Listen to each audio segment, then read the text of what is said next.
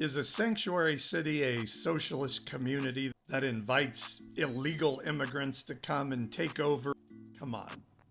Right-wing media has used the fears of its following to make sanctuary city one of those scare words. Sanctuary city is simply a community with a policy, written or unwritten, that discourages local law enforcement from reporting the immigration status of individuals unless it involves investigation of a serious crime. In other words, if local law enforcement brings in a suspect that proves innocent but is undocumented, or they bring in a witness that they find to be undocumented, they're not going to tell ICE about the immigration status of these people because they love illegal immigration and hate the United States? No.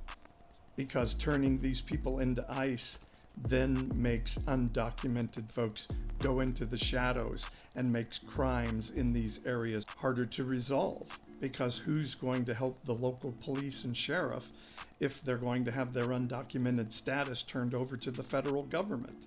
And if you're an anti-big government person, you should love sanctuary cities, because it is local law enforcement telling the federal government, you don't get to make these choices for us and demand that we give you information that we don't have to give you.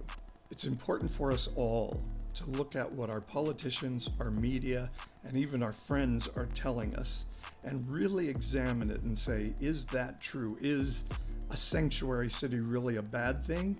Or is there some nuance about it that we can have a discussion and talk about it from different angles? Just as Jesus offered sanctuary to the outcast in his day, and man, did it piss religious people off when he did. So maybe we should offer some sanctuary to people that pisses off religious people too.